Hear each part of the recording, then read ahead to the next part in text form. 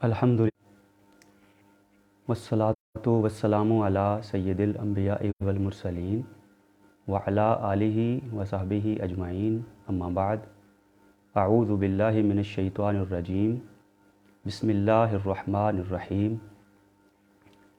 والعصر ان الانسان لفی خسر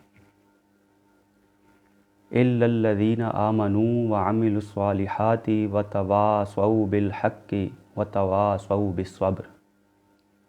صدق اللہ العظیم وصدق رسولہ النبی الکریم الحبیب الامین ونحن علی ذلک لمن الشاہدین والشاکرین والحمد للہ رب العالمین۔ نہایت واجب الاحترام ناظرین کرام، اللہ رب العزت کا لاکھ لاکھ شکر ہے کہ آج ہم سب قرآن کریم فرقان حمید کی ایک اور عظیم سورت کے حوالے سے سیکھنے کے لیے اور گفتگو کے لیے اور سماعت کے لیے یہاں پر حاضر ہیں۔ آج کا ہمارا موضوع ہے سورۃ العصر اور عصر حاضر۔ سب سے پہلے لفظی ترجمہ ہوگا، پھر بامحاورہ ترجمہ، اور اس کے بعد اس کے تفسیری معارف اور نکات پر گفتگو کی سعادت حاصل کی جائے گی۔ اللہ رب العزت ارشاد فرماتا ہے والعصر، واو اور عصر زمانہ، واو جو ہے اور کے مطلب میں بھی استعمال ہوتا ہے اور قسم کے مطلب میں بھی۔ تو یہاں واو قسمیہ ہے، قسم کے مطلب میں ہے، جیسا ہم اردو میں استعمال کرتے ہیں واللہ، اللہ کی قسم، تو یہ واو قسمیہ ہے۔ العصر اردو میں بہت زیادہ ہم استعمال کرتے ہیں، عصر حاضر، عصر رواں، عصر جدید وغیرہ۔ اسی طرح معاصرین کا لفظ استعمال کرتے ہیں، یعنی وہ لوگ جو ہمارے ہم زمانہ ہوں۔ اس کے بعد فرمایا ان الانسان لفی خسر، ان بے شک، الانسان، ان جو ہے یہ تاکید کے لیے آتا ہے، کسی بات پر زور دینے کے لیے آتا ہے۔ الانسان یہ ہم سے بیگانہ لفظ نہیں ہے، اردو میں بہت زیادہ ہم اس کو استعمال کرتے ہیں، یوں لگتا ہے جیسے اردو کا ہی ہو۔ ویسے جو انسان کا لفظ ہے یہ بنا ہے انس سے، انس کا مطلب ہے محبت، تو انسان کہلانے کا وہی مستحق ہے جو سراپا الفت اور محبت ہو۔ ایک اور رائے کے مطابق انسان کا لفظ نسیان سے بنا ہے۔ نسیان کہتے ہیں بھول چوک، بھول جانا، تو انسان کے اندر چونکہ بھول چوک کا مادہ بھی رکھا گیا ہے، یہ بھول جاتا ہے۔ بھول جانا تو سب کو آتا ہے، کچھ تو دنیا سے منفرد کر لو، یعنی انسان کا لفظ یا تو انس سے بنا ہے تو مطلب ہوا محبت، اور یا بنا ہے نسیان سے تو مطلب ہوا بھول جانا، بھول جانے والا۔ تو یا یوں کہہ لیجئے کہ وہ محبت بھی بھول کر لیتا ہے۔ اور کہا جاتا ہے کہ الانسان مرکب من الخطأ والنسیان، انسان غلطی اور بھول چوک کا، بھول جانے کا مرکب ہے۔ اس کے بعد لا، ضرور، یہ لفظ بھی تاکید کے لیے آتا ہے، لا کا جو حرف ہے۔ فی، میں، اردو میں بھی ہم استعمال کرتے ہیں، جیسے فی الحال، فی زمانہ، تو اس کا مطلب ہے میں. خسر خسارہ اس سے ملتا جلتا لفظ ہے جو ہم استعمال کرتے ہیں. خسران گھاٹا نقصان. الا مگر. الذین وہ لوگ جو. یہ کثرت کے ساتھ قرآن پاک میں لفظ استعمال ہوتا ہے. آمنو وہ ایمان لائے. اس کا مادہ ہے امن. ایمان لائے وہ. آمنو یعنی مومن وہ ہوتا ہے جس سے دوسرے بے خوف ہو جائیں اور اپنے آپ کو اس کے سامنے اس کے حوالے سے بے خوف محسوس کریں اور امن میں محسوس کریں. اور عاملو انہوں نے عمل کیا. عمل سے یہ لفظ جو ہے وہ بنا ہے. انہوں نے عمل کیا. اردو میں ہم کثرت کے ساتھ عمل کا لفظ استعمال کرتے ہیں. الصالحات صالحتن کی جمع.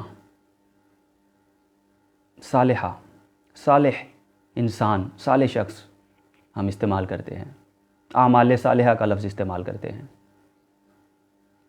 اور تواصو وصیت سے ہے. یہ انہوں نے نصیحت کی یا وصیت کی. بھی ساتھ جیسے بلا واسطہ یا بالواسطہ یہ لفظ ہم استعمال کرتے ہیں. حق الحق سب کو معلوم ہے اس کا مطلب. حق باطل کی ضد. اپنے محاورے میں ہم اس کو استعمال کرتے ہیں. اور تواصو پھر وہی لفظ آ گیا. انہوں نے ایک دوسرے کو نصیحت کی یا وصیت کی. بھی پھر وہی لفظ آ گیا جو گزر چکا. ساتھ الصبر صبر کی. یہ لفظ بھی کثرت کے ساتھ ہم استعمال کرتے ہیں. اب اس کا بامحاورہ ترجمہ سماعت فرمائیے. زمانے کی قسم بے شک انسان ضرور نقصان میں ہے مگر وہ لوگ جو ایمان لائے اور انہوں نے اچھے اعمال کیے اور ایک دوسرے کو حق کی نصیحت کی اور ایک دوسرے کو صبر کی نصیحت کی. تو یہ تھا اس کا بامحاورہ ترجمہ. اب اس سورت کا شان نزول کیا ہے اس پر بات کرنا بھی ضروری ہے. ایک غیر مسلم تھا ابو الاسد. وہ حضرت ابو بکر صدیق رضی اللہ عنہ سے ملا جب آپ قبول اسلام سے مشرف ہو چکے تھے. کہنے لگا آپ تو بڑے دانا اور عقل مند ہیں, زیرک انسان ہیں, آپ کو کیا ہوا؟ آپ نے گھاٹے کا سودا کر لیا. امارت چھوڑ کر یعنی امیری چھوڑ کر غربت کو پسند کرنے لگے, غلاموں کو آزاد کروانے لگے. 360 بتوں کی بجائے ایک پر اکتفا کر لیا, ایک اللہ کو مان لیا, ایک ذات پر اکتفا کر لیا. آپ کو کیا ہوا؟ یہ تو گھاٹے کا سودا ہے. تو حضرت ابو بکر صدیق رضی اللہ عنہ کی تائید میں جب انہوں نے یہ کہا کہ یہ گھاٹے کا سودا نہیں ہے, یہ تو نفع کا سودا ہے, سورۃ العصر نازل ہوئی اور اللہ تعالیٰ نے فرمایا کہ گھاٹے میں تو وہ ہے جو صاحب ایمان نہیں, جو نیک اعمال سر انجام نہیں دیتا, جو آپس میں حق کی اور صبر کی ایک دوسرے کو تلقین نہیں کرتے. گھاٹے میں وہ ہیں. حضرت ابو بکر صدیق رضی اللہ عنہ گھاٹے میں نہیں ہیں. تو یہ صورت اتنی عظیم ہے, اتنی عظمت والی ہے اور اتنی برکت والی ہے کہ روایات میں آتا ہے جب دو صحابہ آپس میں ملتے تو دو کام کرتے، ایک دوسرے کو سلام کہتے اور دوسرا ایک دوسرے پر سورۃ العصر کی تلاوت کرتے، سورۃ العصر پڑھتے، یعنی یہ سورت اتنی کثرت کے ساتھ پڑھی جاتی تھی۔ اور امام شافعی رحمۃ اللہ علیہ کا قول ہے، وہ کہتے ہیں لو لم ينزل غیر هذه السورة لکفت الناس لأنها شملت جمیع علوم القرآن۔ اگر سورۃ العصر کے علاوہ کوئی اور سورت نازل نہ بھی ہوتی تو لوگوں کی تعلیم کے لیے اور ہدایت کے لیے یہی کافی تھی، کیونکہ اس میں قرآن کریم کے تمام علوم جمع کر دیے گئے ہیں، یعنی اتنی جامع یہ سورت ہے۔ اب آتے ہیں اس کے تفسیری نکات کی طرف اور اس بات کی طرف کہ یہ سورت ہماری ذات پر، ہماری شخصیت پر، ہماری زندگی پر، ہمارے شب و روز پر کس طرح اثر انداز ہو سکتی ہے اور کس طرح ہم اس پر عمل پیرا ہو کر اپنی زندگی میں اور دوسروں کی زندگی میں انقلاب برپا کر سکتے ہیں۔ آغاز ہو رہا ہے والعصر، زمانے کی قسم، عصر کی قسم۔ اب یہ عصر کیا ہے؟ مختلف اقوال ہیں اس حوالے سے۔ ایک قول یہ ہے کہ اس سے مراد ہے عام زمانہ، تو اللہ رب العزت نے زمانے کی قسم ارشاد فرمائی، کیونکہ زمانہ نصیحت بھی کرتا ہے، زمانہ عبرت کا سامان بھی کرتا ہے، زمانے میں عجیب و غریب واقعات بھی ہوتے ہیں۔ اور دوسرا قول یہ ہے کہ عصر سے مراد ہے نماز عصر، چونکہ نماز عصر کو صلاۃ وسطیٰ کہا گیا ہے، اہم ترین نماز صلاۃ وسطیٰ، اس حوالے سے اس کی قسم ارشاد فرمائی گئی۔ ایک اس میں قول یہ ہے کہ اس سے مراد عام عصر کا وقت ہے، یعنی جس میں نماز عصر پڑھی جاتی ہے۔ تیسرا قول یہ ہے کیونکہ اس وقت تاجر اپنا جو کاروبار ہے وہ سمیٹ رہے ہوتے ہیں، اپنے تجارتی معاملات سمیٹ رہے ہوتے ہیں اور نفع نقصان کا حساب کر رہے ہوتے ہیں، اس لیے عصر کے وقت کی قسم ارشاد فرمائی گئی۔ اور چوتھا قول جو بہت ایمان افروز ہے وہ یہ ہے کہ عصر سے مراد زمانہ رسالت مآب ہے، تو گویا کہ رب العزت نے ارشاد فرمایا زمانہ محبوب کی قسم۔ اب کون سا زمانہ؟ بعض مفسرین نے اشارہ فرمایا کہ ظہور محبوب کا زمانہ، یعنی جب نبی کریم صلی اللہ علیہ وآلہ وسلم کا ظہور ہوا تھا، جب ان کے چہرہ مبارکہ کو بحالت ایمان دیکھنے والے صحابی بن جاتے تھے۔ اور بعض مفسرین یہ قول بھی نقل کرتے ہیں کہ اس سے مراد زمانہ نبوت ہے، جو نبی کریم صلی اللہ تعالیٰ علیہ وآلہ وسلم کہ دنیا میں جلوہ گر ہونے کے بعد سے لے کر قیامت بلکہ ابد الاباد تک رہے گا۔ آج بھی ہم ان کا کلمہ پڑھ کر فیض حاصل کرتے ہیں، اور غیر مسلم جو ہیں وہ دائرہ اسلام میں داخل ہو کر مشرف با اسلام ہو کر فائدہ حاصل کرتے ہیں، دین و دنیا میں کامیابی حاصل کرتے ہیں۔ اور ایک قول یہ ہے کہ زمانہ رسالت مآب سے مراد ہے فیض نبوت کا زمانہ، تو یہ زمانہ تو تب شروع ہوا ہمارے حوالے سے جب پہلے انسان کو اللہ رب العزت نے دست قدرت سے تخلیق فرمایا، حضرت آدم علیہ السلام، ان کو بھی فیضان نبوت پہنچا، ہر نبی علیہ السلام کو فیضان نبوت پہنچا، صحابہ کرام کو پہنچا، اہل بیت اطہار کو پہنچا، آج بھی پہنچ رہا ہے، اور قیامت تک بلکہ بعد قیامت بھی یہی فیض بٹتا رہے گا، تقسیم ہوتا رہے گا، سب کو یہ فیض پہنچتا رہے گا۔ تو مختلف اقوال اس میں بیان کیے گا۔ ایک قول یہ ہے کہ یہ وہ زمانہ مراد ہے، اللہ نے اس زمانے کی قسم ارشاد فرمائی جس میں عشاق فراق میں روتے ہیں، गुनाहगार तौबा के लिए रोते हैं, बदकार इस्तिग़फ़ार में रोते हैं और सालेहीन मशगूल इबादत होते हैं। उस ज़माने की कसम। बहरहाल ये तय हो गया कि वल असर में वक्त की कसम है, ज़माने की कसम है। अगरचे उसमें अक़वाल मुख्तलिफ़ हैं, उसके मफ़ाहीम की, मतालिब की, मानी की जिहात मुख्तलिफ़ हैं, लेकिन मुराद ज़माना और वक्त है। ये भी याद रहे कि कुरान करीम फ़ुरक़ान हमीद में औकात यानी वक्त के हिसाब से 8 सूरतें, उनके नाम अल्लाह रब्बुल इज़्ज़त ने रखे हैं वक्त के नाम पर, जैसे अल-हज, अल-जुमुआ, अल-फजर, अल-लैल, अद-दुहा, अल-क़द्र, अल-असर, अल-फल्क। ये सारी जो सूरतें हैं ये औकात के हिसाब से नाम रखे गए हैं। यानी ज़माना इतना अहम है, वक्त इतना अहम है कि अल्लाह रब्बुल इज़्ज़त ने 8 सूरतों के नाम वक्त पर रखे हैं।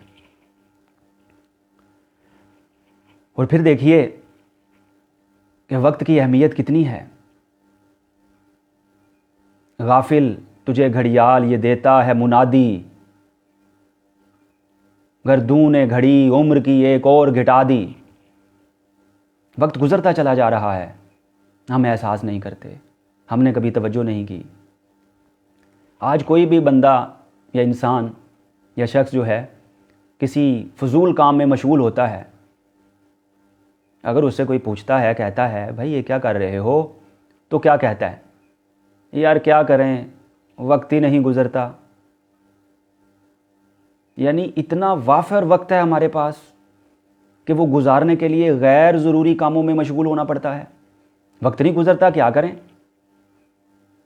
हैरत की बात है, इतना ज़्यादा वक्त है जो गुजारने के लिए अपनी तवज्जो इधर उधर गैर ज़रूरी कामों के लिए इंसान को वक्त सर्फ करना पड़ता है, अपनी तवज्जो मबजूल करना पड़ती है। ये क्या मामला और माजरा है। जबकि वक्त तो बहुत कीमती मता है, मता अजीज़ है। वक्त से ज़्यादा क्या चीज़ कीमती है। रब्बुल इज़्ज़त कुरान करीम में इरशाद फरमाता है, यौम तक़ूमुस्साअतु युक़सिमुल मुजरिमूना मा लबिसू गैर साअतिन। जिस दिन क़यामत कायम होगी, मुजरिम कसम खाकर कहेंगे कि या अल्लाह हम तो लम्हा भर दुनिया में ठहरे थे, हमें तो वक्त ही नहीं मिला। तो काबिल गौर नुक्ता है, काबिल गौर बात है कि आज हम कह रहे हैं वक्त गुज़रता नहीं, बहुत ज़्यादा वक्त है हमारे पास, और कल कला क्या कहेंगे, या अल्लाह वक्त नहीं मिला, हम तो लम्हा भर दुनिया में गए थे, नेक अमाल कैसे सर अंजाम देते। तो आज भी वक्त है, वक्त की कदर की जाए, इसकी अज़मत को, इसकी फ़जीलत को समझा जाए। और एक अरबी का मकूला है, अल वक्तु कस्सैफी इल्लम तक़ताहु क़तअका। वक्त तलवार की तरह है, अगर आप इसे नहीं काटेंगे तो ये आपको काट डालेगा।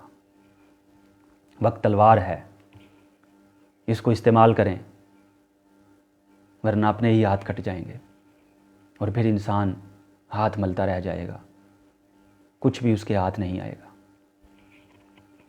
क्योंकि जो वक्त गुज़र जाता है वो वापस नहीं आता। मिर्ज़ा गालिब ने कहा था, मेहरबान हो के बुला लो मुझे चाहो जिस वक्त, मैं गया वक्त नहीं हूँ कि फिर आ भी ना सकूँ।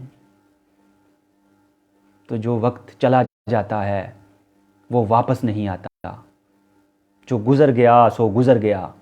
वक्त वो चलाया हुआ तीर है जो कभी कमान में वापस नहीं आता। इसलिए ये तीर सोच समझ कर चलाना चाहिए और इसको सोच समझ कर खर्च करना चाहिए। और एक रवायत में नबी करीम सल्लल्लाहु अलैहि वसल्लम ने इरशाद फरमाया कि इंसान के इस्लाम की खूबी ये है कि जो ला यानी है, फजूल है, उसको तर्क कर दे, उसको छोड़ दे। من حسن اسلام المرء ترکہ ما لا یعنیہ، جو فضول قسم کی چیزیں ہیں، معمولات ہیں، معاملات ہیں، اعمال ہیں، افعال ہیں، ان کو چھوڑ دیا جائے۔ یہ انسان کے اسلام کی خوبی ہے۔ تو میں سب سے، دیکھنے والوں سے گزارش کروں گا، اپنے آپ سے بھی، سب دیکھنے والوں سے بھی، کہ ایک رات ذرا سوچیں، جب بستر پر محو استراحت ہو، کہ آج ہم نے کتنے فضول کام کیے ہیں، یا ان کی لسٹ بنا لیجئے، صبح سے لے کر دوپہر تک، اور دوپہر سے لے کر شام تک، اور شام سے لے کر رات تک ایک فہرست مرتب کیجئے اور لکھیے کہ ہم نے یہ کیا۔ اب اس میں سے دیکھیے کہ ان کاموں میں سے، ان افعال اور اعمال میں سے کتنے وہ کام ہیں، اعمال ہیں اور افعال ہیں اور ہماری حرکات و سکنات ہیں جن کا کوئی فائدہ نہیں ہے۔ تو کم از کم اگر وہ 100 ایسے کام ہوں تو ان میں سے 5 تو روز کم کیجئے، کہ یہ ہم نے فضول کام کیا تھا، نہ اس کا دین میں فائدہ، نہ اس کا کوئی دنیا میں فائدہ، بلکہ الٹا نقصان ہوا، کسی کی دل آزاری ہوئی، کسی کا دل ٹوٹا، کسی کا نقصان ہوا، ہمارے وقت کا نقصان ہوا، ہمارے روپے پیسے کا نقصان ہوا، ہمارے تعلق کا نقصان ہوا، ہمارے رشتوں کا نقصان ہوا، ہمارا مالی نقصان ہوا، یا دیگر نقصانات ہوئے، اپنے ہوئے یا کسی کے ہوئے۔ ان میں سے جو فضول کام ہیں ان پر کراس کیجئے، ان کو کاٹ دے جائیے، دیکھیے زندگی میں کیسا سکون آتا ہے۔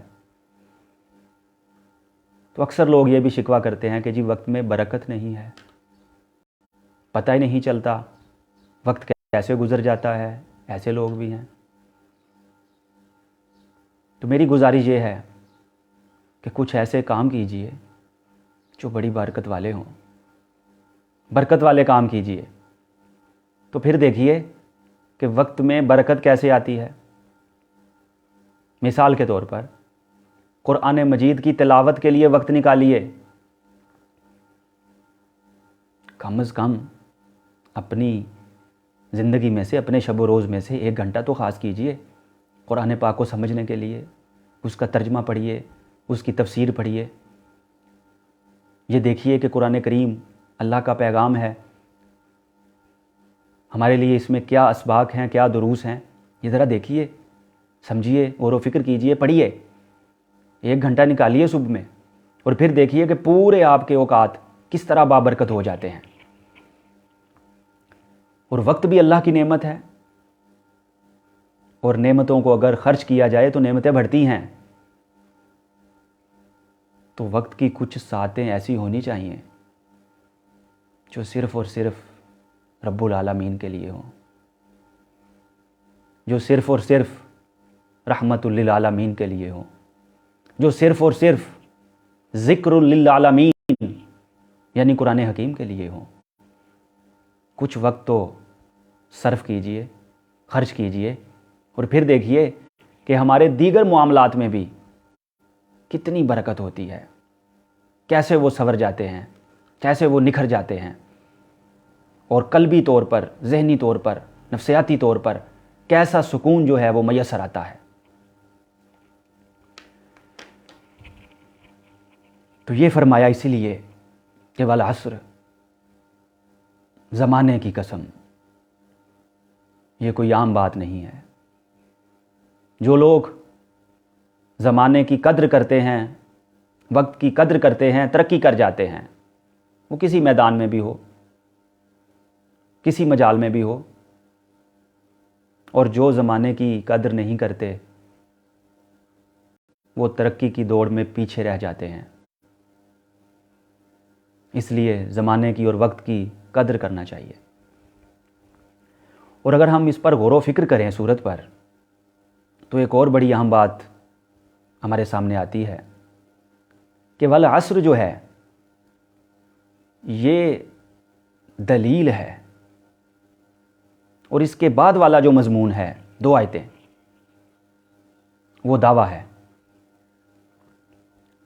یعنی یہ صورت دوسری اور تیسری آیت میں ایک دعویٰ کر رہی ہے کہ کامیاب لوگ وہ ہیں جو ایمان لائیں، عمل صالح کریں، آپس میں حق کی نصیحت کریں، ایک دوسرے کو صبر کی تلقین کریں۔ 4 چیزیں ہیں کامیابی کا معیار۔ ہمارے ہاں ناکامی اور کامیابی کا معیار اور ہے۔ ہم کامیاب شخص اس کو سمجھتے ہیں جو صاحب دولت ہے، صاحب ثروت ہے، صاحب شہرت ہے، بہت نامور ہے، وہ ہمارے نزدیک کامیاب ہے۔ ٹھیک ہے، یہ بھی اللہ تعالیٰ کی نعمتیں ہیں، لیکن اگر کسی کے پاس یہ 4 خصوصیات نہیں ہیں تو وہ ناکام ترین انسان ہے۔ قرآن کی اصطلاح میں کامیاب نہیں ہے۔ کامیاب وہ ہے یہ ساری اشیاء ہوں، ربنا آتنا فی الدنیا حسنہ وفی الآخرۃ حسنہ، یہ دنیا کی جو سہولتیں ہیں، آسائشیں ہیں، ان سے فائدہ اٹھایا جا سکتا ہے، لیکن اگر صرف فائدہ ہی انہی سے اٹھایا جائے اور یہ 4 امور جو بتائے گئے ہیں ان سے غفلت برتی جائے، نہ ایمان ہو، نہ عمل صالح ہو، نہ تواصی بالحق ہو، نہ تواصی بالصبر ہو، سب کچھ انسان کے پاس ہو، دنیا بھر کی دولت ہو، تو وہ ناکام ترین شخص ہے۔ کامیاب ترین شخص وہ ہے اگر اس کے پاس یہ نعمتیں ہیں، ایمان بھی تو ساتھ ہو، عمل صالح بھی تو ہو، تواصی بالحق بھی تو ہو، تواصی بالصبر بھی تو ہو۔ یہ 4 امور، 4 پہلو، 4 خصوصیات بہت ضروری ہیں جن کو قرآن کریم نے کامیابی کا معیار قرار دیا ہے۔ تو یہ بتایا جا رہا ہے کہ انسان نقصان میں ہے۔ یہ ہے سورۃ العصر کا دعویٰ، انسان نقصان میں ہے۔ سورۃ العصر کا دعویٰ یہ ہے کہ فائدے میں وہ ہے جو صاحب ایمان ہے، صالح ہے، تواصی بالحق اور تواصی بالصبر کرنے والا ہے، وہ کامیاب ہے۔ ناکام وہ ہے جس کے پاس یہ 4 نعمتیں نہیں ہیں، جو یہ 4 اعمال سے اور افعال سے خالی ہے، 4 امور سے خالی ہے، وہ ہے ناکام۔ اور جس کے پاس یہ 4 قسم کے امور موجود ہیں وہ ہے کامیاب۔ یہ ہے دعویٰ۔ ہمارے ہاں معیار کیا ہے؟ پہلے دعویٰ کرتے ہیں، پھر دلیل دیتے ہیں۔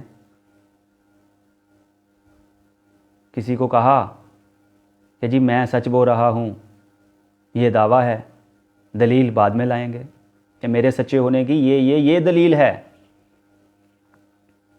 میں فلاں کام کرتا ہوں، جی دلیل دیں، میں فلاں جگہ رہتا ہوں، دلیل دیں، آئی ڈی کارڈ ہے آپ کے پاس، دکھائیے۔ یعنی پہلے دعویٰ ہے پھر دلیل ہے۔ سبحان اللہ، سورۃ العصر کا اسلوب کہ پہلے دلیل دی گئی پھر دعویٰ کیا گیا۔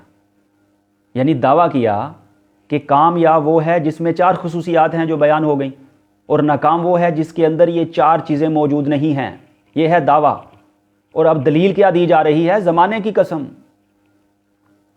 یعنی اگر کسی کو یہ یقین نہیں آتا کہ کامیاب قرآنی معیار کے مطابق کون ہے اور اس کا معیار کچھ اور ہے، اور ناکام قرآنی اصول کے مطابق کون ہے اور اس کا ناکامی کا معیار کچھ اور ہے، تو اس کو چاہیے کہ زمانے کے حالات دیکھ لے، واقعات دیکھ لے، حوادث دیکھ لے، زمانے کے معاملات دیکھ لے، تاریخ کا مطالعہ کر لے، اس کو پتہ چلے گا کہ کامیاب وہی رہے ہیں، ہمیشہ سے کامیاب وہی رہے ہیں، اور ہمیشہ تک کامیاب وہی رہتے ہیں جو ان 4 خصوصیات کے حامل ہوتے ہیں۔ امام عالی مقام ان 4 خصوصیات کے عامل تھے، ان 4 خصوصیات کے جامع تھے، سورۃ العصر کی مجسم تفسیر تھے، آج بھی ہمارے دلوں میں زندہ ہیں، اور یزید اور اس کے حواری وہ نقصان میں ہیں، مر گئے، مٹ گئے، ذکر خیر مٹ گیا، خیر تو تھی ہی نہیں۔ تو مطلب کہنے کا یہ ہوا کہ زمانہ بتاتا ہے کہ موسیٰ علیہ السلام کامیاب ہیں، فرعون گھاٹے اور خسارے میں رہا۔ زمانے کے حالات بتاتے ہیں کہ ابراہیم علیہ السلام کامیاب ہیں اور نمرود خسارے اور گھاٹے میں رہا۔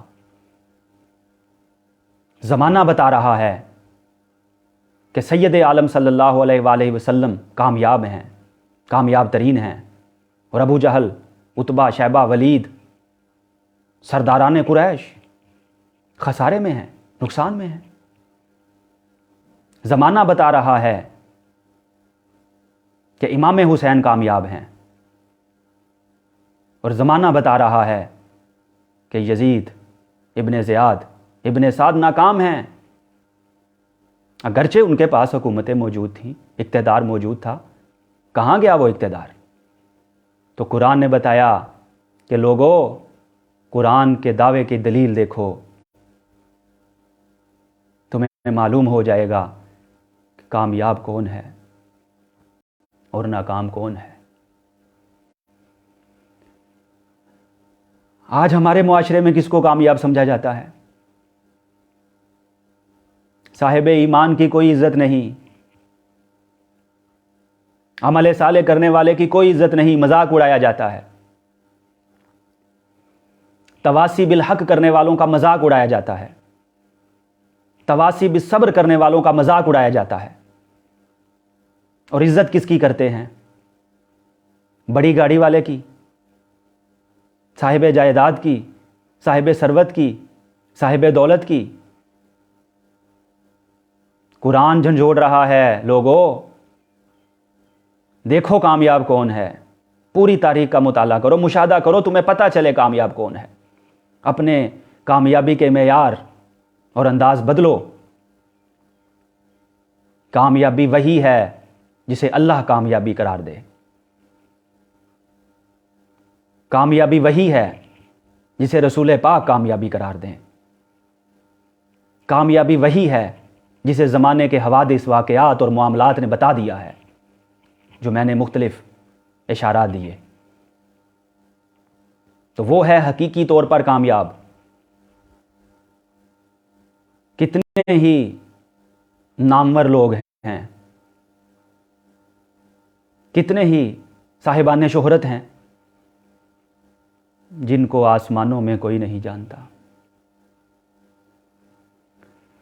اور کتنے ہی گمنام لوگ ہیں آسمانوں میں جن کے چرچے ہیں، فرشتوں کی مجلس میں جن کا ذکر ہوتا ہے، کتنے ہیں؟ بظاہر گمنام ہیں، ہم نہیں جانتے، اور کتنے ایسے لوگ ہیں جن کو ہم جانتے ہیں، آسمان میں ان کا ذکر نہیں ہے، ان کا چرچا نہیں ہے۔ چرچا تو اسی کا ہوتا ہے جو ورفعنا لک ذکرک، نبی کریم صلی اللہ علیہ وآلہ وسلم کے ذکر پاک کو کرتا ہے، اپناتا ہے، اسی کا چرچا ہوتا ہے۔ باقی چرچے تو مٹ جاتے ہیں۔ اب ایک اور بہت اہم بات، یہ جو بتایا گیا کہ انسان نقصان میں ہے، اب کسی کے ذہن میں خیال آ سکتا ہے، لو جی اللہ تعالیٰ نے تو انسان کو، تمام انسانوں کو نقصان میں قرار دے دیا، نقصان میں کہہ دیا، بتا دیا، یہ کیا بات ہوئی، سارے نقصان میں ہیں۔ الانسان، الف لام جو ہے خاص کرنے کے لیے بھی آتا ہے اور تمام کے مطلب میں بھی آتا ہے۔ تو یہ کیا بات ہوئی جی، اللہ تعالیٰ نے تو سب کو گھاٹے میں قرار دے دیا، بتا دیا۔ تو یاد رکھیے کہ یہ بتانا بھی رحمت ہے، بتانا رحمت ہے۔ ڈاکٹر کے پاس جاتے ہیں، بیمار ہوئے، ڈاکٹر کے پاس گئے، ڈاکٹر نے بتایا کہ آپ کو فلاں بیماری ہے، اب کیا کرتے ہیں؟ ڈاکٹر کا شکریہ ادا کرتے ہیں، ڈاکٹر صاحب آپ کا بہت شکریہ، آپ نے بتا دیا، ورنہ نہ جانے کیا ہوتا۔ یہ نہیں کہتے آپ نے بتایا کیوں؟ تو اگر بیماری کی تشخیص ہو جائے تو یہ بھی اللہ کی رحمت ہے۔ اور ڈاکٹر کا احسان ہے جس نے بتایا کہ بھائی آپ کو یہ بیماری ہے، ان چیزوں سے پرہیز کرنا ہے، یہ دوا لینا ہے، یہ غذا لینا ہے، ان سے بچنا ہے، یہ کھانا ہے۔ تو ڈاکٹر کا احسان ہے جس نے تشخیص کی۔ اور بعض اوقات ایسے بھی ہو جاتا ہے کہ ڈاکٹر صاحبان بتا دیتے ہیں یہ بیماری ہے اور ساتھ یہ بتاتے ہیں ہمارے پاس اس کا کوئی علاج نہیں ہے۔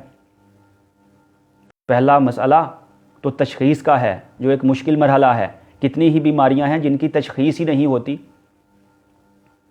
اور کتنی ہی بیماریاں ہیں جن کی تشخیص تو ہو جاتی ہے لیکن ان کا علاج نہیں ہوتا۔ تو میڈیکل کے حساب سے، طب کے حساب سے، اگر کوئی ڈاکٹر تشخیص بھی کر دے، علاج بھی تجویز کر دے، شفا بھی ہو جائے، ہم اس کے شکر گزار ہوتے ہیں، ہمیں وہ مسیحا لگتا ہے۔ تو جناب والا، رب العزت نے انسان کے مرض کی تشخیص کی ہے کہ انسان کو یہ مرض لاحق ہے، کہ وہ خسارے میں ہے، نقصان میں ہے۔ یہ مرض بتایا ہے، یہ بیماری بتائی ہے، تشخیص کر دی ہے، اور فرمایا صرف تشخیص کی حد تک نہیں، علاج بھی بتاتا ہوں۔ علاج یہ ہے کہ اگر نقصان سے نکلنا ہے تو صاحبان ایمان بن جاؤ، صالح بن جاؤ، تواسی بالحق اور تواسی بالصبر کرنے والے بن جاؤ۔ یہ ہے اس کا علاج۔ اور اگر ہم ایسا کریں گے تو شفا بھی حاصل ہوگی۔ کیوں؟ زمانہ دلیل دے رہا ہے، تاریخ بتاتی ہے، تاریخ انسانی بتاتی ہے، تاریخ اسلامی بتاتی ہے، تاریخ جہان بتاتی ہے کہ کامیاب کون ہوئے ہیں۔ یعنی اللہ رب العزت کا احسان دیکھیے، پہلے انسان کی بیماری کی تشخیص کی، پھر اس کا علاج بتایا، اور پھر اپنی رحمت سے اس کو شفا بھی عطا کی۔ سبحان اللہ، یہ ہے اللہ رب العزت کی رحمت۔ تو اسی لیے ہمیں جھنجھوڑا جا رہا ہے کہ انسان خسارے میں ہے، انسان گھاٹے میں ہے۔ کیوں؟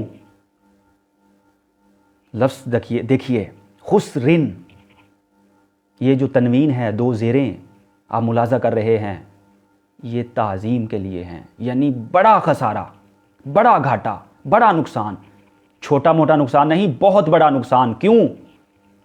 کیونکہ زندگی بڑی قیمتی ہے، تو جتنی قیمتی شے ہوتی ہے اس میں نقصان بھی اتنا بڑا ہوا کرتا ہے۔ تو جب زندگی بڑی قیمتی ہے تو نقصان بھی تو بڑا ہوا۔ اگر اس کی قدر نہ کی، اگر اس کی عظمت اور اہمیت نہ جانی، تو یہی فرمایا کہ انسان نقصان میں ہے۔ انسان کی مثال تاجر کی سی ہے، زندگی کی مثال دکان کی سی ہے، اور اعمال کی مثال سودے جیسی ہے۔ تو انسان تاجر ہے، زندگی اس کی دکان ہے، اعمال اس کا سودا ہیں۔ تو زندگی کی دکان میں جو کچھ ہے اللہ کو فروخت کر دیں۔ اللہ خریدار ہے۔ نیک اعمال کا قرآن پاک میں اشارہ کیا گیا ہے، اور اس کی قیمت کیا عطا فرماتا ہے؟ جنت، اور سب سے بڑھ کر اپنا قرب۔ اور اگر اس سودے میں اعمال قبیحہ ہوں، برے اعمال ہوں، برے افعال ہوں، تو پھر شیطان خریدار ہے، اور خریدتا کیسے ہے؟ دوزخ کے بدلے میں۔ تو اب دیکھیے گھاٹا کیا ہے اور فائدہ کیا ہے، گھاٹا کس میں ہے اور نقصان کس میں ہے۔ اب آگے مزید بتایا گیا کہ اگر گھاٹے سے بچنا ہے، نقصان سے بچنا ہے، تو کیا کرنا پڑے گا؟ اِلَّا الَّذِينَ آمَنُوا، ایمان لانا پڑے گا، صاحبان ایمان میں سے ہونا پڑے گا۔ ایمان کیا ہے؟ حدیث جبریل میں جو تعریف کی گئی، ان تؤمن باللہ وملائکتہ وکتبہ ورسلہ والیوم الآخر والقدر خیرہ وشرہ من اللہ تعالی یعنی ایمان یہ ہے کہ اللہ کو مانے، رسولوں کو مانے، آسمانی کتابوں پر ایمان لائیں، آخرت کے دن پر ایمان لائیں، اچھی بری تقدیر کو مان لیں۔ لیکن اگر خلاصہ ایمان کیا جائے، مغز ایمان وہ کیا ہے؟ کنز ایمان نبی کریم صلی اللہ علیہ وآلہ وسلم کو ماننا، یعنی آپ صلی اللہ علیہ وآلہ وسلم کی زبان اقدس کی تصدیق کر دینا۔ اگر یہ کر دی تو ساری چیزیں اس میں آ گئیں۔ یعنی خلاصہ ایمان یہ ہے کہ نبی کریم صلی اللہ علیہ وآلہ وسلم کی تصدیق کر دی جائے، جو آپ نے فرمایا سب حق ہے، سب سچ ہے، سب درست ہے، سب اصح ہے، بلکہ وہی درست ہے، وہی اصح ہے، وہی حق ہے، وہی سچ ہے۔ تو یہ تصدیق ایمان کہلاتی ہے۔ خلاصہ ایمان نبی کریم صلی اللہ علیہ وآلہ وسلم کو ماننا ہے۔ اب دیکھیے کہ پہلے بتایا خسارہ کیا ہے، انسان خسارے میں ہے، نقصان میں ہے۔ علاج کیا بتایا؟ ایمان، یعنی نبی کریم صلی اللہ علیہ وآلہ وسلم کے قدموں سے وابستہ ہو جاؤ، دامن مصطفیٰ تھام لو،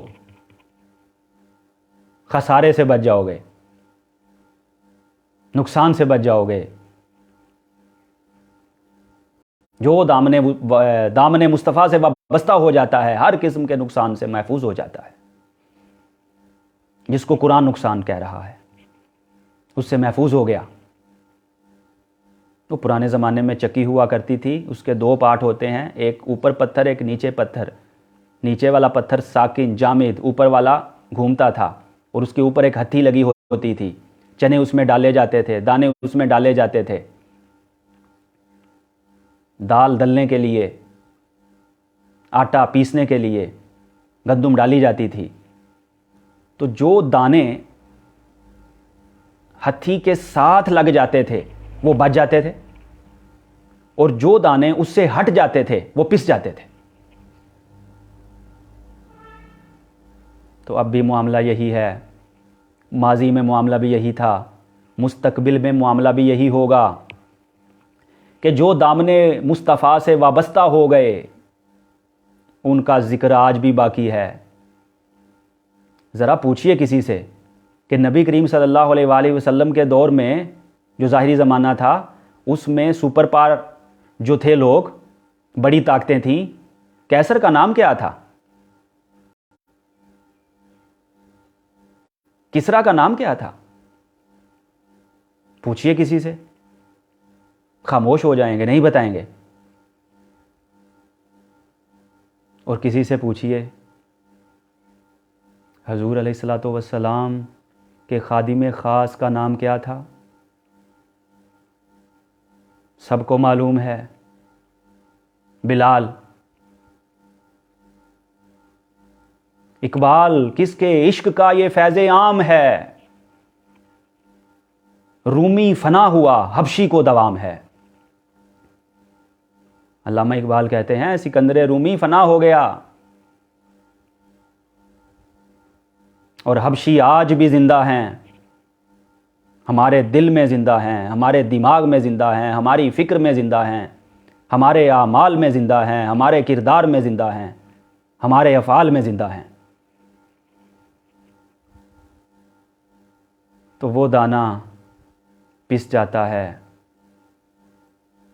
جو ہتھی سے ہٹ جاتا ہے، اور وہ دانہ بچ جاتا ہے جو ہتھی سے وابستہ رہتا ہے۔ تو اگر ہم چاہتے ہیں ہمارا ذکر باقی رہے، ذکر خیر باقی رہے، تو ہمیں بھی دامن مصطفیٰ سے وابستہ ہونا ہوگا۔ یہی خسارے سے بچنے کا طریقہ بتایا گیا ہے۔ اور اب آخری جو دو اس کے حصے ہیں، وَتَوَاصَوْا بِالْحَقِّ وَتَوَاصَوْا بِالصَّبْرِ، حق کی ایک دوسرے کو نصیحت کریں، تلقین کریں۔ یعنی قرآن نے کامیابی کا معیار بتایا کہ کامیاب وہ ہے جو صاحب ایمان ہو عمل صالح کرے. اور عمل صالح کے حوالے سے بھی کیا لفظ آ گیا؟ الصالحات، جمع کا لفظ. اس کو حقیر نہ سمجھیں اور چھوٹے سے چھوٹے گناہ کو بھی حقیر نہ سمجھیں.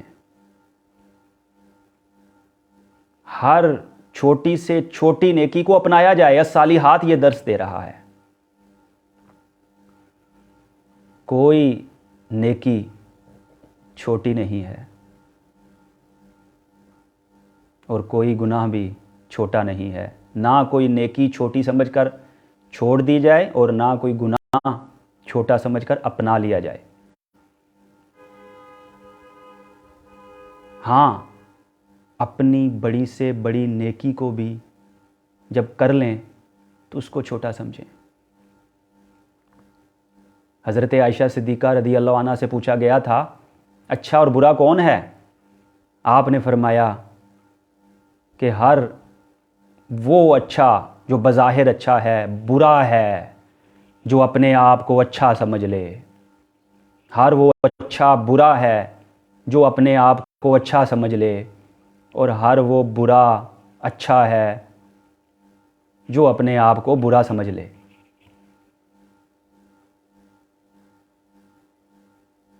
تو اسی لیے کسی نیکی کو ترک نہ کیا جائے چھوٹا سمجھ کر اور کسی گناہ کو اپنایا نہ جائے چھوٹا سمجھ کر کہ خیر ہے، چھوٹی سی بات ہے، اس کا کیا ہے. تو آگے فرمایا کہ ایمان والے ہو، عمل صالح کرنے والے ہو، اب تواسی بالحق کرو، تواسی بالصبر کرو. یعنی معاملہ ختم نہیں ہوا. آپ نے عمل صالح سر انجام دے دیے، اب دوسروں کو بھی تو تلقین کرنا ہے، تیسری منزل پہ بھی تو جانا ہے. پہلی منزل ایمان ہے، دوسری منزل عمل صالح ہے، تیسری منزل تواسی بالحق ہے. حق بات کی نصیحت بھی تو کرنا ہے. تو یہ کس پر لازم ہے؟ محض یہ ممبر و محراب کی ذمہ داری ہے؟ ہرگز نہیں. یہ صاحبان جبہ و دستار کی ذمہ داری ہے صرف؟ ہرگز نہیں. یہ ہر مسلمان کی ذمہ داری ہے. جو صاحب ایمان ہے، جو صالح ہے، اس کی تیسری ذمہ داری یہ بتائی گئی کہ وہ تواسی بالحق کرے، حق کی نصیحت کرے، حق کی تبلیغ کرے، حق کی اشاعت کرے، کلمہ حق کہے. ذمہ داری بتا دی گئی. کسی ایک طبقے کے ساتھ خاص نہیں ہے. ہمارا المیہ یہ ہے کہ ہم نے ایک طبقے کو تمام اعمال کے لیے، افعال کے لیے، اعمال صالحہ کے لیے، اپنے خوشی غم کے معاملات کے حوالے سے خاص کر لیا ہے. کیا ہی اچھا ہو کہ والد کا جنازہ بیٹا پڑھا رہا ہو، والد کو غسل میت بیٹا دے رہا ہو، والدہ کا جنازہ بیٹا پڑھا رہا ہو. دنیا تو فانی ہے، سب نے جانا ہے. والدہ کو غسل میت بیٹی دے رہی ہو، نکاح اپنی بیٹی کا سرپرست والد وہ پڑھا رہا ہو. کتنا اچھا ہو. اپنے بچے کے نو مولود کے کان میں اذان والد دے رہا ہو، تکبیر والد کہہ رہا ہو. تو یہ تو سب کی ذمہ داری ہے. یہ صرف کسی ایک خاص طبقے کے ساتھ خاص کرنا یہ اچھا نہیں ہے. اس کی وجہ سے بہت سے مسائل پیدا ہوتے ہیں. یہ ہر مسلمان کے ذمہ ہے حق پر قائم ہونا بھی اور حق کی وصیت اور نصیحت کرنا بھی. اور اس کے بعد آخری جو حصہ ہے اس آیہ مبارکہ کا، وَتَوَاصَوْا بِالصَّبْرِ، صبر کی نصیحت اور تلقین کرنا. ظاہر ہے کہ جو راہ حق میں مشکلات آئیں گی، مصائب آئیں گے، ایک دوسرے کو تسلی دینا کہ کوئی بات نہیں، اللہ کے راستے میں مصائب آتے ہیں، مشکلات آتی ہیں، سب کچھ ویسے نہیں ہوتا جیسے ہم چاہتے ہیں یا سوچ رہے ہوتے ہیں۔ جب آپ حق بات کی تلقین کرتے ہیں، اسلام کا علم بلند کرتے ہیں، تو بہت سے مسائل کا سامنا کرنا پڑتا ہے، تو ان کو برداشت کرنا چاہیے اور اس کی وصیت اور تاکید کرنی چاہیے۔ یہ قرآنی حکم ہے۔ تو جو کہا گیا الحق، حق کی تاکید، اور پھر کہا گیا الصبر، صبر کی تاکید، تو یوں کہہ لیجئے کہ طب کے حوالے سے ایک دوا ہوتی ہے اور ایک پرہیز ہوا کرتا ہے۔ دونوں چیزیں اطباء بتاتے ہیں کہ بھائی اگر آپ بیماری سے شفا چاہتے ہو تو یہ دوا لو اور ان چیزوں سے پرہیز کرو۔ اگر کوئی دوا لیتا رہے، پرہیز نہ کرے، یا محض پرہیز کرتا رہے، دوا نہ لے، تو شفا کے امکانات کم ہو جاتے ہیں اور مرض میں اضافے کے امکانات زیادہ ہو جاتے ہیں۔ تو اسی لیے اللہ رب العزت نے دوا بھی بتائی ہے، پرہیز بھی بتایا ہے۔ دوا کیا ہے؟ تواسی بالحق، اور پرہیز کیا ہے؟ تواسی بالصبر۔ یہ دونوں چیزیں مکمل ہوں گی ایمان اور عمل صالح کے بعد، تو پھر مکمل شفا حاصل ہوگی۔ اور یہ یاد رکھنا چاہیے کہ غم اور زندگی لازم و ملزوم ہیں۔ کہہ دے حیات و بندے غم اصل میں دونوں ایک ہیں، موت سے پہلے آدمی غم سے نجات پائے کیوں۔ اور غالب نے ہی کہا تھا رنج سہنے سے بھی خوشی ہوگی، پہلے دل درد آشنا کیجیے، پھر غم سہیں گے تو خوشی ہوگی۔ مشکلیں مجھ پر پڑیں اتنی کہ آساں ہو گئیں، تو مشکل آئے، مصیبت آئے، رنج و آلام آئیں، تو سمجھنا چاہیے کہ کڑوی دوا ہے، اور کڑوی دوا مفید ہوا کرتی ہے۔ یہ صبر کرنے کا بہت بڑا نسخہ ہے۔ بظاہر ہمیں لگ رہا ہوتا ہے کہ جی یہ ہو گیا، وہ ہو گیا، شکوہ شکایت کا بازار گرم کر دیتے ہیں، لیکن یہ نہیں سوچتے کہ کڑوی دوا جو بظاہر کڑوی لگتی ہے، بیماری کو دور کرتی ہے، زائل کرتی ہے۔ اور اللہ رب العزت کی طرف سے جو مصائب اور آلام آتے ہیں، بظاہر ہمیں زحمت لگ رہے ہوتے ہیں، لیکن وہ ہمارے حق میں رحمت ہوتے ہیں۔ ہماری سوچ محدود، فکر محدود، علم محدود، ہمیں معلوم نہیں ہوتا۔ اللہ رب العزت اپنی حکمت کو بہتر جانتا ہے۔ اور جفا جو عشق میں ہوتی ہے وہ جفا ہی نہیں، ستم نہ ہو تو محبت میں کچھ مزہ ہی نہیں۔ جب ایمان لے آئے، عمل صالح کیا، تواسی بالحق کیا، تو اب مصائب تو آئیں گے، آلام تو آئیں گے، مصیبتیں تو آئیں گی، کٹھن اور کڑے حالات تو آئیں گے۔ اب کیا کرنا ہے؟ صبر کرنا ہے، ڈٹ جانا ہے، ان سے نکلنے کے لیے اقدامات کرنا ہے، لیکن زبان پر شکوہ نہیں لانا، شکایت نہیں لانا، شکوے کو شکر سے بدل دینا ہے۔ تو یہ انسان کا کمال ہے اور کامیابی کی دلیل ہے۔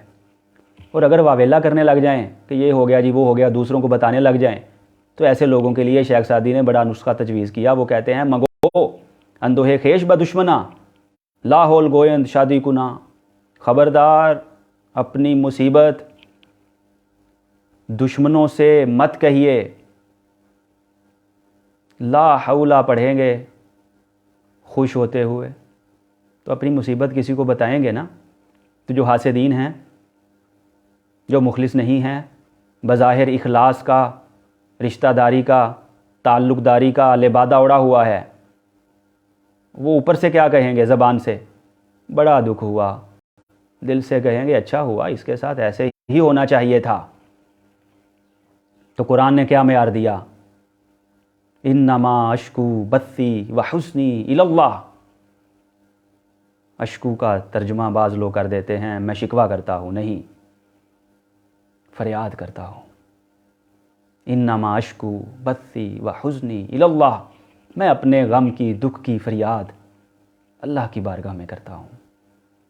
تو دکھ ہوں، پریشانیاں ہوں، تکلیفیں ہوں، لوگوں کو بتانے کی بجائے اللہ کی بارگاہ میں جھک جائیں، اللہ کو بتائیں۔ بڑے محرم راز ہیں، لیکن اللہ جیسا تو کوئی نہیں، وہ کسی کا راز افشا نہیں کرتا، سنتا بھی ہے، جانتا بھی ہے، دیکھتا بھی ہے، حل بھی نکالتا ہے، حل بھی عطا فرماتا ہے۔ اور دنیا داری کے معاملات میں دنیا داروں کے سامنے رونا رویا جائے، شکوہ و شکایت کا بازار گرم کیا جائے، کچھ نہیں کرتے، مذاق اڑاتے ہیں، حقارت کی نگاہ سے دیکھتے ہیں۔